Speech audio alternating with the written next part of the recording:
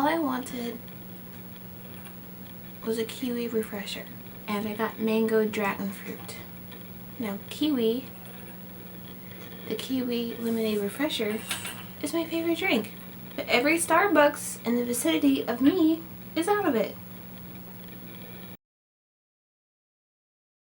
So I repeatedly use my days during an ongoing panini bread and flatulence, which I'll just say is a code word for inflation, as a means to escape and find books, whether going to the library, and I'm not even kidding, I go there almost like every day, to buying books, which needs to stop because I only have $3, scrolling through Goodreads, which yes, I do have popular books that I have DNF'd, sue me, but also again, please don't, because again, I only have $3. Or I just like to take my books on a picnic, even though the words sometimes become gibberish because of the sweltering heat that I'm not even kidding, it's 100 degrees outside. But that's on southern humidity for you. Southern hospitality, my ass. But I figured it was time for me to finally showcase my book recommendations and other reading things and put it all together in a little curation corner and finally join the booktube gang. Not this gang, which I will curate that later. So I have just picked this up from Barnes & Noble because I was not supposed to buy any more books. I had seen so many good reviews, plus the series is out on Netflix. I had gotten Heartstopper. I don't know why, for whatever reason, it gives me red, white, and royal blue. Say that 3 times fast. Red, white, and royal blue. Maybe it's because like they're British, and then the one guy's British. I don't know why it gives me those vibes, even though it doesn't relate to that story whatsoever. Made my heart feel happy. So like I feel like this is the kind of book that would make my heart feel happy because it's been very cold right now. I just started this after, like, during my all-nighter. I don't know why I started it during an all-nighter because I was already half dead.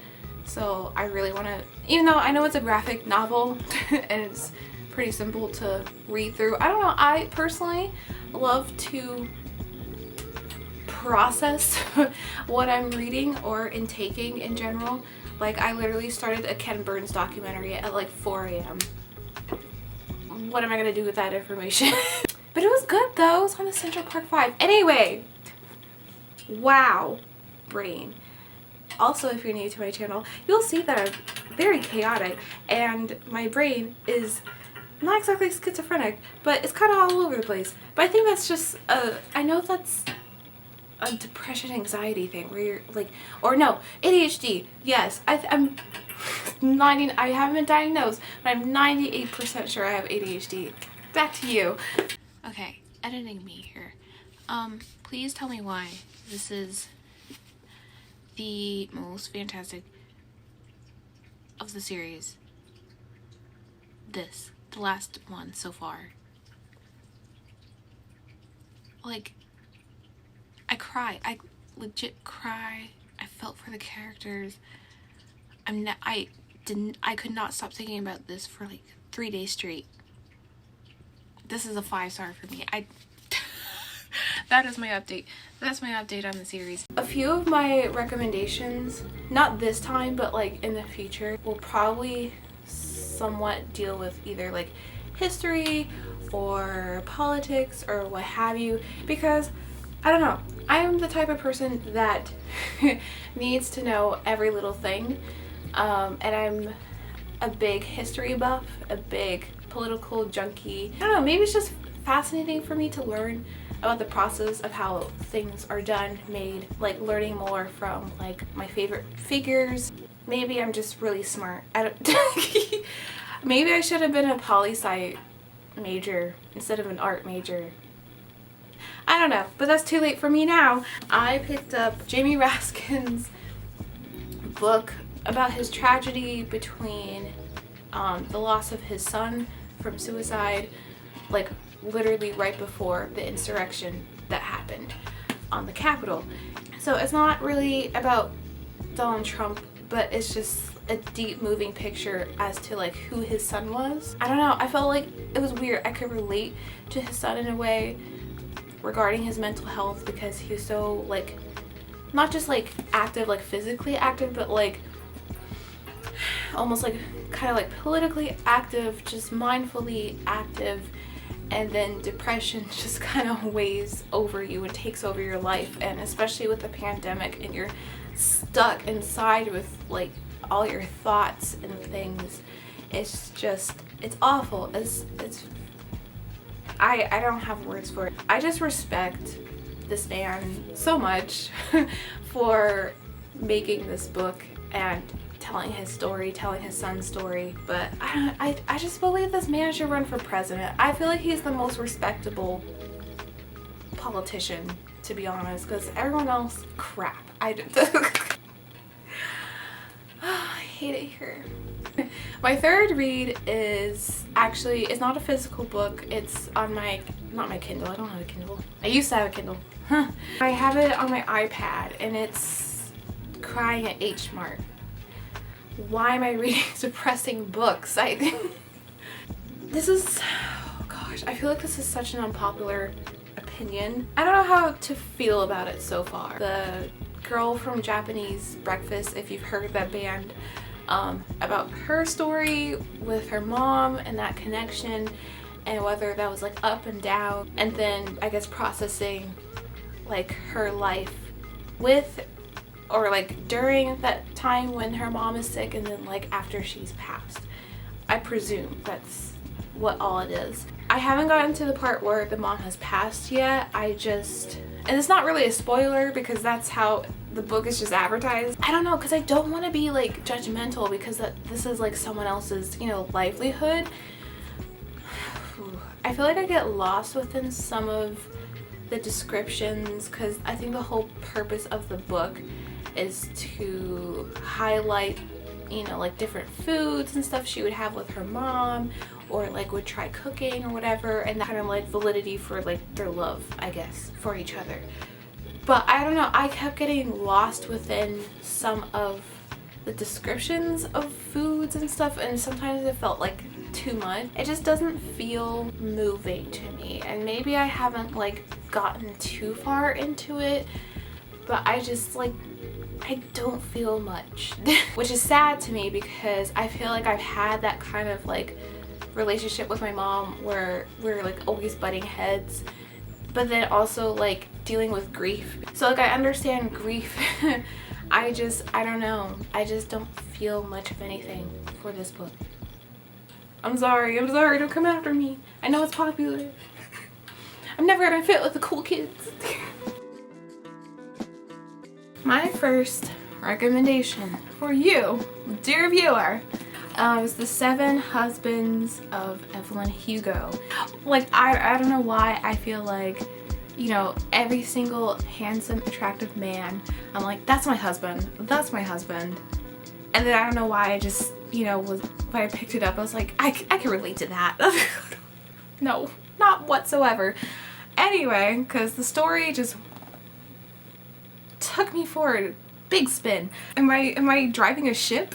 I feel like Taylor Jenkins Reid was, you know, just taking charge of the boat, and then decided to plunge into the iceberg that is my heart, and that's what this book is. I don't know.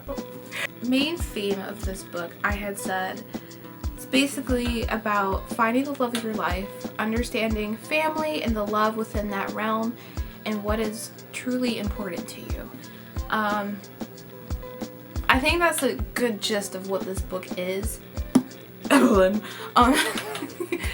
And her life dawning back from like the 50s. It's basically kind of like Marilyn Monroe of sorts, where she like wants to get big, but then she's working her way through her career, but you know, some sidebar things happen within, you know, trying to find herself, trying to find her career of sorts, and then dealing with every husband in that process. She's not without her flaws.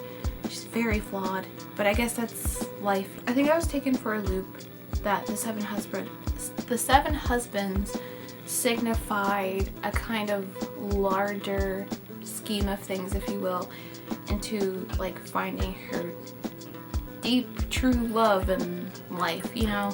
As I say that this is my favorite book because I do want to reread this again. Again, don't attack me. I love this book. I'm not really sure about the whole hype behind it.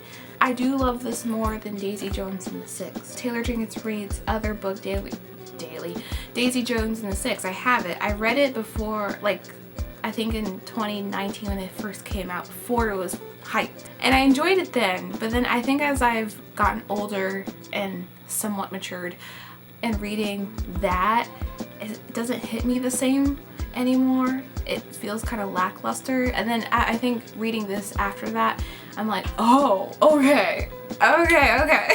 This book is just a lot to unpack. I don't know how much I described of this because I feel like I described nothing, but that's the thing.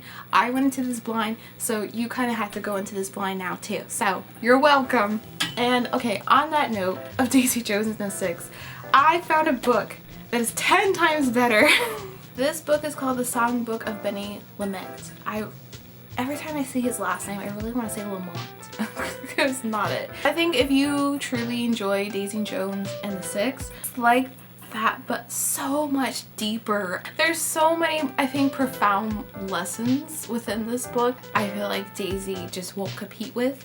Benny is being interviewed by a radio station, and then it goes back into like kind of how like each song was made, the story, not exactly like the story behind it, but also what was going on at the time that led to those songs, if that makes sense. But basically it follows him, and this is like 1960.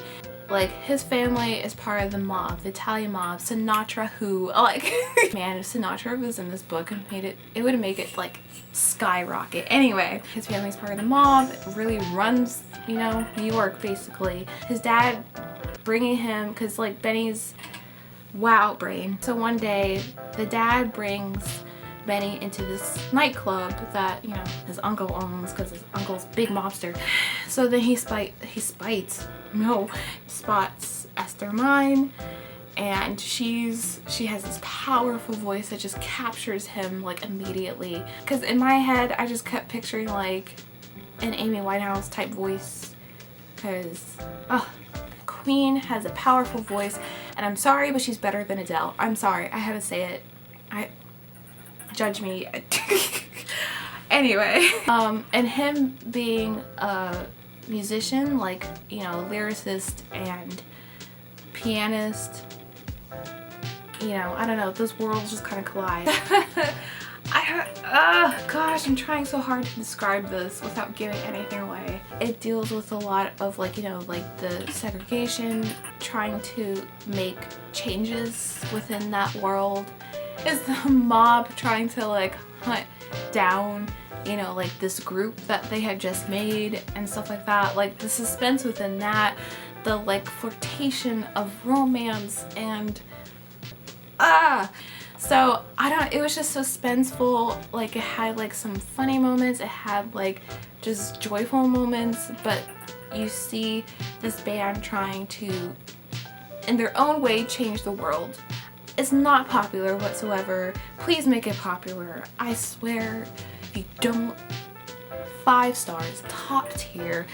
My next book that I really want to read in this realm, I have it, is Opal and the Nev, which is kind of like another kind of like black, like funkadelic rock version of Daisy Jones and the Six. Alright, so my next book I have read twice. It made me so happy. I think it made me physically cry because of how lonely I am and how single I am, and I don't have a friend, like a guy friend, to fall in love with. I don't have that option for me. Ugh. Anyway, and we have People We Meet on Vacation by Emily Henry. It's just a joyous read. It follows 2 friends who go on vacation with each other like all the time until something happens, and then they stop going, you know. So they're trying to rekindle their friendship and going back on vacation again. And it's just so sweet. I feel like what's her face, Poppy's banter in a lot of the book is stuff like random crap that would come out of my mouth, you know. So I think that's why I thoroughly enjoyed it. So it kind of felt like me, like I was reading my own character being so silly and so fun. I thoroughly enjoyed this. I read this twice. The first time I've given it 5 stars. The second time, I'm so sorry, it had a downgrade to a 4. Something kind of like hit me. If I were the girlfriend of the guy, and to know how close these two friends were and not have suspicions and stuff like that, but like Poppy's going on a whole thing like, why is she so jealous, la la la. And it's like, you literally act like a couple, like stop. That kind of hit me the second time, because I think I've had that kind of similar thing happen where I'm like, you two seem oddly close. You like, you know, you naturally just want to step back because like, if not now, later. It's gonna happen later. I'm sorry, but I like it a lot better than Beach Read. I tried reading that like a few months ago. I really want to read her new book, but I'm kind of scared if it's gonna have that same effect as Beach Read, so I'm hesitant to buy it. I'm at number 70 on the library list. The next book that I had mentioned before, and I will again because I read it twice, and every time it made me so happy, is Red, White, and Royal Blue. It was just like a feel-good book. I think that's just why. I know a lot of people did say the kind of political side of things kind of slowed it down, in my opinion, and that might just be because I like studying politics and stuff like that. I think it's intriguing to me, and I don't know, it's just like escapist from the current political climate we're in now. We were forced to choose, you know, the lesser of two evils, and I still can't get my student loans canceled, so that's all I care about right now. So this follows Alex, who is the first female president's son. Henry, not Harry. Harry married to Markle. Henry is the Prince of Wales. At first, their relationship of sorts is like a rivalry. Like, Alex is the main guy of America, Henry's the main guy of Wales. Of course. But then they had to fake a friendship, which turned into a real friendship, which might turn into something more here and there. I don't know if you have seen my short video where I made a playlist based off of this book. That's what I'm trying to do now, make playlists that tell the story like the story, just through song. I don't know where I'm going with that. So please check that out. The next 5-star book is a slow burner. It really details how slow the process of, like, you know, like poverty. So the next book is The Four Winds by Kristen Hanna. Like, by the end of this, I don't know if I was crying or not, I don't remember. It just hit me in such a way, and again, it deals with the whole mother-daughter bond.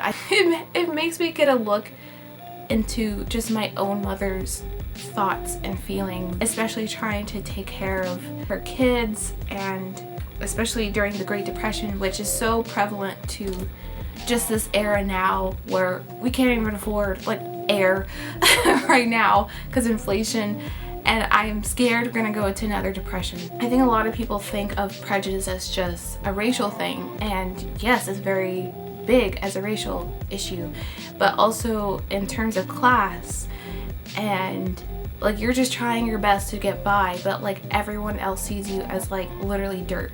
Like, it gets me. It gets me. This follows the mom of the story, Elsa, how growing up she always felt like an ugly duckling, never fit in with her family. There's so much to kind of relate to based off of my experience, based off of my mom's experience. I think that's what made me enjoy this story like 10 times more. Yeah, and then she meets this guy, she finds out she's pregnant, and her like whole family just kicks her out, and then she's stuck with the guy's family. And that's where it kind of starts you into this whole world. She's with this family and they're navigating, living through the Dust Bowl, which basically, before climate change, was where it literally just storms of dust. That's it. that's all. Because that was such a big issue for farmers, especially during the Great Depression, when all your income is farming, is produce.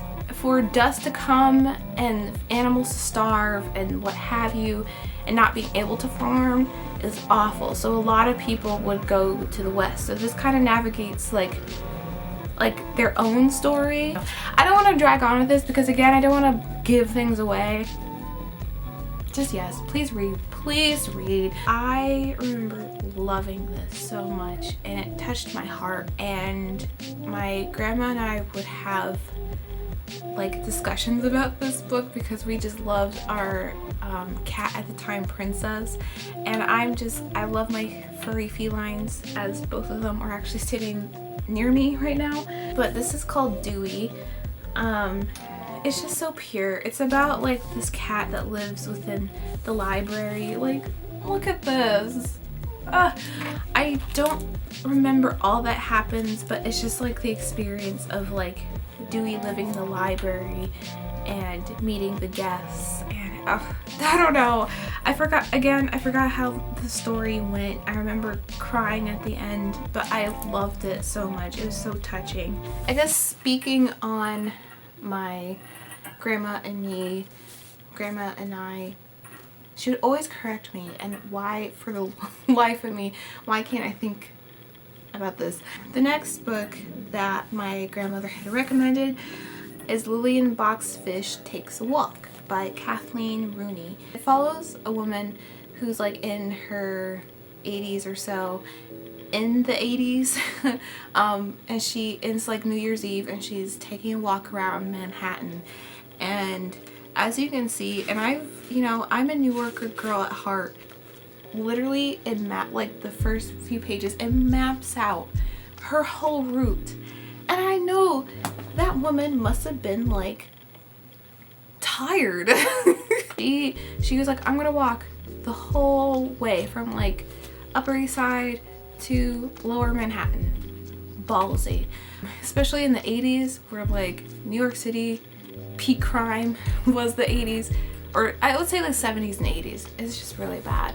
I think it wasn't until like the 2000s it's like remodeled. It just follows like a story of like this woman on her walks, the time of her past, because she used to work as a poet / like head marketing executive for Macy's back in like the 20s and so on. And I'm like, wow, that's really progressive for like the 1920s in New York for a woman to be like an executive of sorts. So it kind of like ranges like going back into her life and all that sort, and like her husband, like her kid, her story, and how that interplays with the people she meets throughout her life, throughout her time, walking and meeting people who like, especially some white people or whatever would think as like, oh no, they're thugs and whatnot. But she was just like, okay, like she was calm with it. She was ready to just embrace people, no matter how they looked, how they talked, whatever. I don't know, it's just so profound. It took me a bit to get used to because it does have a lot of lyrical language in this, but I think that's what makes it so much better for me. I don't know, it makes my brain work. Really enjoyed it. I had wanted to read it while my grandma was still alive, but I never got to do that because every time I would check it out, someone else would request it like right away, and I didn't get through it. So yeah, so my grandma finished it, but she loved it, and I'm just gonna note that literally on the first page I was already sold because I know the song Rapper's Delight by heart. A hip hop, a hippie, hip hop, and it don't stop. So anyway, like in the beginning page, it literally has a quote from that song, Sugar Hill and the Gang, and I was like, I'm sold. It's like one of my favorite songs of all time. It's crazy. A 7-minute song of hippin' and hoppin'. But she hip hop all the way through New York City. So, bada bing, bada boom. The next book is called Somebody's Daughter, because I am somebody's daughter. The author deals with losing her dad in the respects of like he's incarcerated and dealing through life without him kind of there, and having like love for a figure that's not really there in your life. And I understand that, like, I guess being like an only child and heavily relying on my grandparents and my mom's support and not having my dad's support whatsoever, but also he abandoned us, so I mean, it's not really the same, and I never really had much love for him. And okay, I don't know, before I get deep into that, I thought this was really profound. Please note that there are mentions of sexual assault, and it was kind of jarring because it just not really came left field, but also yes, but also I understood where that was coming from as a victim of that matter, and especially dealing with the whole lack of dad support, like father figure support in my life, and trying to navigate those things. It's hard, it's difficult. So she really detailed that within this book. Like, I liked it, I really liked it. The only thing I felt like I was missing a lot more for what it was advertised as, because I think it was like advertised mainly as like this like daughter father bond, but personally I got more out of, within that absence, she's telling the story of just like her bond between her mother and grandmother. And I personally related to that because I mainly have a bond with my mother and grandmother, so I was like, okay. So I just don't think they should have advertised it as much about the father. That's just my personal opinion. I did give this like, I guess, 4 stars because it's really profound. And yeah, so I will read it again. That's why I think it's like on my favorites list. I still want to continue on with the whole memoir. Ding-a-ling and ding-dong. I don't know. Shamalum ding-dong. Whatever that Sweet Life of Zack and Cody quote is. Becoming a queen. That's what this book is. So this is Michelle Obama. I idolize her. She is the best. I will fight you if you think I'm wrong. This book, I gave it 5 stars myself because I had read it when I was, I don't know, just going through it. She details her life like before Obama, her trials and tribulations of like growing up the south side of Chicago, and then how to like inspire herself, how to inspire, sorry guys, anyway, how to inspire like herself, how to inspire others. And then just like her life going into the White House and having every single detail like nitpicked and criticized, and I cannot imagine that whatsoever. That's why I'm so hesitant to even be on social media, because literally because of that. I don't want to be nitpicked and whatever and be more miserable, you know? I just give her all the applause in the world just for writing this, because this was amazing. I'm sorry, Barack, your wife's memoir was a lot better than yours. I'll get into this in a different video. I had read Obama's memoir, what's it called? A Promised Land. 700 pages. I nearly broke my wrist in the process. Like, it was good. He talks a lot. But I learned a lot of new words from his book, so did it help my brain? I don't know. But at least I got a new profound dictionary. Move out of the way, Websters. I don't know. I want to continue this on here because I don't have patience. My patience is running thin for my electronics to stay stable. But also, I mean, my brain won't stay stable, so why should I expect my electronics to? Anyway, because I left on the note of the Obamas. See, feels up close and personal now, doesn't it? Doesn't it? I have enjoyed this is gonna be the craziest thing you've ever seen. It's okay, it's okay. And you don't really have to like Obama or Biden or whatever. Just read for the story, for the sake of the story.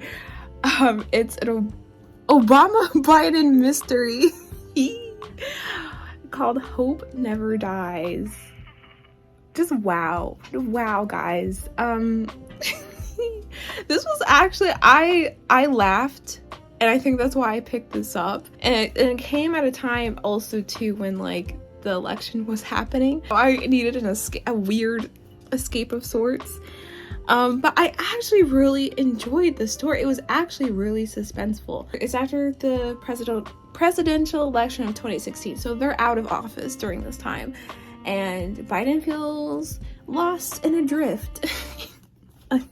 Adrift. But yes, when his favorite Amtrak conductor dies in a suspicious accident, Joe feels a familiar desire to serve, and he leaps into the role of amateur sleuth with a little help from his old friend Mr. Obama. Together, they'll plumb the darkest depths of Delaware, travel from cheap motels to biker bars and beyond as they uncover the sinister forces advancing America's opioid epidemic. Part action thriller, part mystery, part bromance. And just to be clear, 100% fiction. Just so you, I mean, I guess the Republicans are already living their fiction reality, so what's the difference? Hope Never Dies imagines life after the Oval Office for two of America's greatest heroes. I actually really enjoyed this. There's a sequel. I have not read it yet. Yes, but I need, like, Hope rides again. Wow. Rescue from the White House. Oh no. I don't know for this yet. I've had this for like over a year. I should get to it. I'm not gonna say this is my all-time favorite book, but I remember staying up all night to read it after buying it that day, and I just felt happy in the end. So that is The Love Hypothesis. This was recommended like everywhere. At first I couldn't find it for the longest time because why? Oh, I guess because of just how popular it was. Till one day I went Barnes & Noble, they're like, we have it. And I was like, snap. A third year PhD student, Olive, like, what is the premise? I don't know. Basically, okay, so Olive's best friend finds this guy, but like Olive used to like the guy that the friend wants to date, so to speak. So to convince her that she's over him, she randomly kisses this guy that walks by, and he's a teacher, and wow, living my fantasies. No, so he's a teacher, and they have to basically fake a relationship, and that's just where this goes. Yep. So I love Adam to pieces. He is a good heart, a good soul. He's the reason why I stick with this. I'm sorry, I still cannot get over this one quote. He fit his whole mouth on her breast. Like, what? I don't have words for that. See, again, it's cringe, but like, I'm still here for a good time, so it's fine. If a book genuinely makes me feel a certain way, like if I'm like, wow, like really thinking about the subject matter, still thinking about the characters, or just genuinely like my heart feels happy and good now, then I'm like, yeah, then it's going in my favorites pile, which leads me to the last book. I had not read her books before, so this was my first one. Again, I went into this blind. I had no idea what it was about. So It Ends With Us by Colleen Hoover. The story gutted me. It was really good. It made me cry a lot of places because this book deals with domestic violence.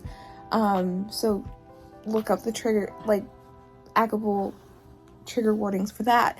applicable. Applicable. Why can't I English? I think the sake of this book, it made me cry because I did connect with the characters, but it also, for whatever reason, took me back to, I think, just my mom's experience, because she had dealt with that kind of thing before it was born, or I guess when I was still in her belly, technically. So just all of this just made me feel so sorry for her. And yeah, so I mean, I think that was another thing that just really got to my soul, the trenches of my soul. I don't know. I really just enjoyed where this book went and things like that. I don't know how else to describe it, like what it's about, because again, I went into it blind. Look up the trigger warnings and then go into it blind. Like if you can handle it, then read it.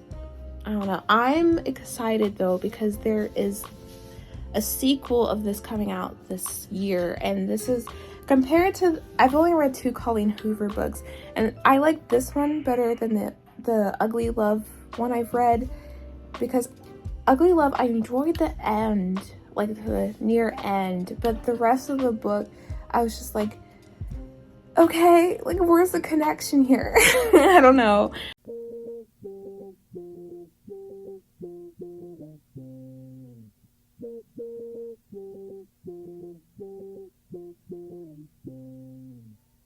Money's looking pert in her bowling shirt. When my Trilby cocked, my ensemble's locked.